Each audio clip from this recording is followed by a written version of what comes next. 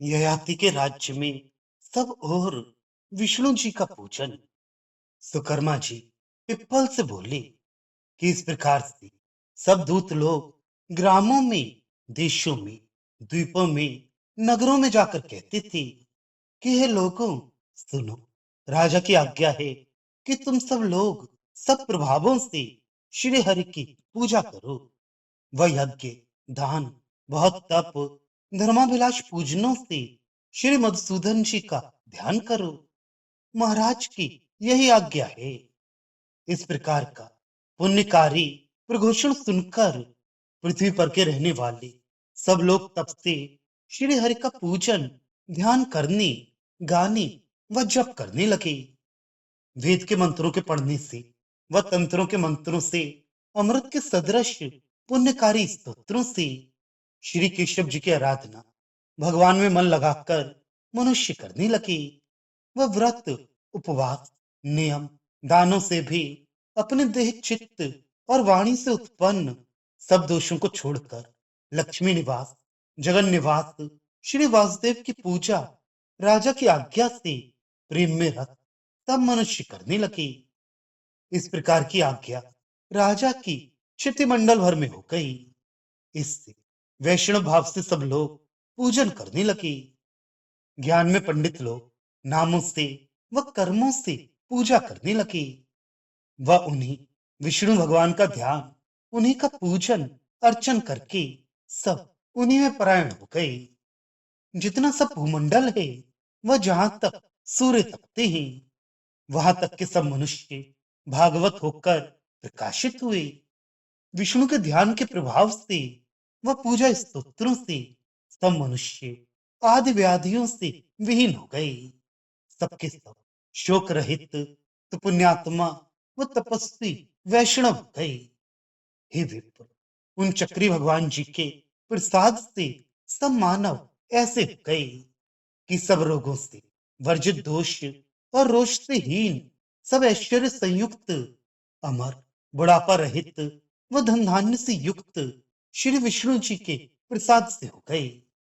वह सब पुत्र पौत्रादिकों से भरे पूरे श्री भगवान जी के ही प्रसाद से हुए। वह महाभाग उन मनुष्यों के द्वारों पर नित्य ही कल्प वृक्ष, अत्यंत पुण्यकारी, सब काम फल का देने वाला वह धेनु सब मनोरथों को पूर्ण करने लगी।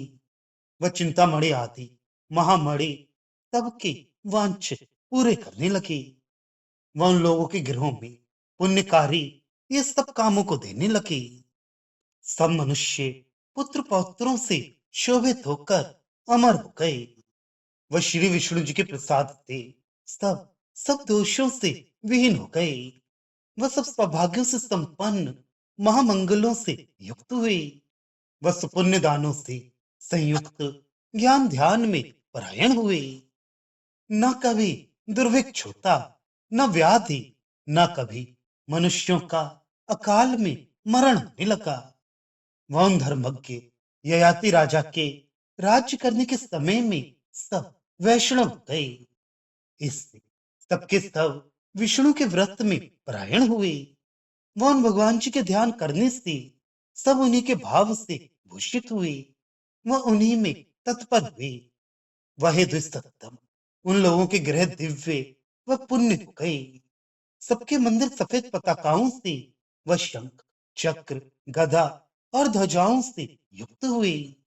वह पद्म आदिकों से भी अंकित होकर प्रकाशित होने लगे। वह सबके गृह विमानों के तुल्य हो गए। वह सबके गृहों की भित्तियां सुंदर चित्रों से चित्रित होने से विचित्र हो गई।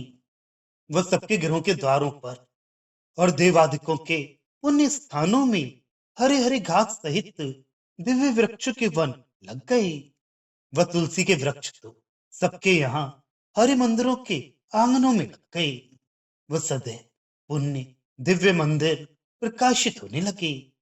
वह सर्वत्र वैष्णव भाव होने के कारण मंगल ही मंगल दिखाई देने लगे। वह भूलोक भर में जहां सुनो शंख का शब्द सुनाई देता, जिसके सुनाई देने से सब दोष पाप नष्ट हो जाने लगे। शंख, स्वस्तिक, पद्म सबके घरों के द्वारों पर व भित्तियों में विष्णु की भक्ति से युक्त नारियों ने बना दिए। वो सब वर्ण के लोग ठौर ठौर ताल स्वर समेत गीत गाने लगे। उसमें ये नहीं कि टप्पा ठुमरी आदि रागनियां गाई जाएं, किंतु विष्णु के ध्यान करने वाले नाना छंदों के श्लोक गाए जाने लगे।